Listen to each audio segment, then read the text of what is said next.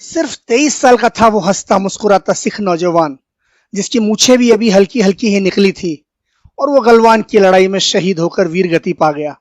लेकिन जाने से पहले उसने वो वीरता दिखाई जिसने न सिर्फ उसकी रेजिमेंट का, न सिर्फ भारत की फौज का, न सिर्फ सिख समुदाय का, बल्कि भारत भूमि का नाम बहुत ऊंचा कर दिया।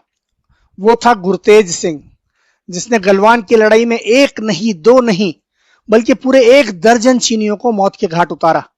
वो भी तब जब 4-4 चीनी सैनिकों ने उसे पकड़ा हुआ था।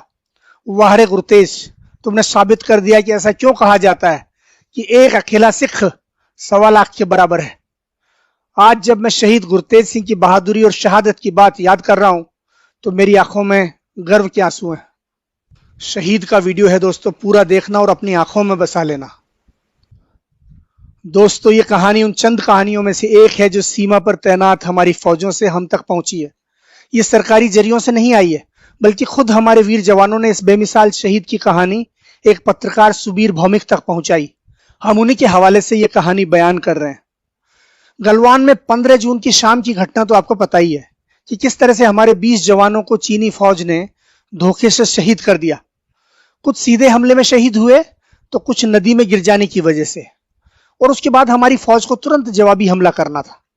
हालांकि उसके पास तैयारी करने या हथियारों की व्यवस्था करने के लिए ज्यादा वक्त नहीं था, लेकिन बिहार रेजिमेंट के साथ साथ 3rd पंजाब की घातक प्लाटून को भी देश की सेवा में बहादुरी दिखाने का मौका मिला। इस प्लाटून का नाम ही घातक प्लाटून है और उसने दिखा दिया कि उसका यह नाम क्यों है। यह प्लाटून बिहार रेजिमेंट की मदद के लिए पहुंची और उसने चीनियों पर वो कहर बर्पा किया कि गलवान की लड़ाई को चीनी फौज सपने में भी नहीं भूल पाएगी। और इस लड़ाई में जो जवान असाधारण वीरता दिखाकर शहीद हुए उनमें से एक था गुरतेज सिंह। जो सिख जवान रेजिमेंट की मदद के लिए दौड़े उनमें 3rd पंजाब घातक रेजिमेंट के साथ साथ मीडियम आर्टिलरी के सिख गनर भी थे। इन लोगों के पास सिर्फ अपनी किरपानें, लाठियां, सरिये और तेज चाकू थे, कोई बड़ा हथियार नहीं। लेकिन वे वीरता के जोश में इतने मदहोश थे कि उन्हें छोटे या बड़े हथियार की कोई परवाह नहीं थी। सब के सब बोले सो निहाल, सत श्री अकाल का नारा लगाते हुए चीनियों पर टूट पड़े। एक तरफ उनकी दहाड़ और दूसरी तरफ उनकी वीरता देखते ही बनती थी। गुरतेज के साथी जवान बताते हैं कि 4 चीनी सैनिकों ने गुरतेज पर हमला किया। उन्होंने उसे चारों तरफ से घेर लिया और उसे मारने बढ़े ही थे कि इस वीर ने बोले सो निहाल का गगन भेदी नारा लगाया और उनमें से 2 को बुरी तरह झटक कर उनकी पकड़ से बाहर निकल गया। और इसके बाद उसने जो किया वो गुरु के आशीर्वाद वाला कोई खालसा ही कर सकता है। गुरतेज ने चारों पर हमला किया और 2-2 को घसीटकर पहाड़ी के मुहाने पर ले आया और नीचे ढकेल दिया। चारों के चारों मारे गए। इस दौरान खुद गुरतेज का भी संतुलन बिगड़ गया और वो भी नीचे की तरफ फिसलने लगा, लेकिन किसी तरह एक बड़ी चट्टान का सहारा लेकर उसने खुद को नीचे गिरने से बचा लिया। 4 चीनियों को नरक के हवाले करने के बाद भी गुरतेज की दिलेरी देखिए कि वो कुछ और चीनियों पर भूखे शेर की तरह टूट पड़ा। अपनी किरपान से एक चीनी का गला रेतने के बाद गुरतेज ने उसका बड़ा हथियार छीन लिया और 7 दूसरे चीनियों को मार गिराया। इसी दौरान एक चीनी ने उसकी पीठ में तलवार घोंप दी। भारत मां के उस महान सपूत की वीरता को प्रणाम कीजिए कि वो पीछे की तरफ मुड़ा और अपने हमलावर को भी किरपान से मार गिराया।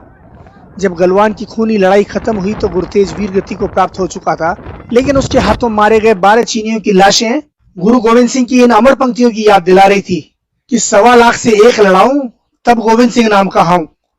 वाह रे गुरतेज, तुमने अपनी अगली पिछली पीढ़ियों का नाम स्वर्णाक्षरों में लिख दिया। भारत माँ के वीर सपूत, तुम वीरता के किस्सों में, किंवदंतियों में, हमारी किताबों में, इतिहास में, फौज की दास्तानों में और दुश्मन की यादों में जिंदा रहोगे। पंजाब के मानसा जिले के बीरेवाला डोगरा गांव का रहने वाला था गुरतेज सिंह। गुरतेज सिंह ने जिस स्कूल में पढ़ाई की थी अब वो स्कूल गुरतेज के नाम से ही जाना जाएगा। पंजाब सरकार ने उसका नाम बदलकर गुरतेज के नाम पर कर दिया है।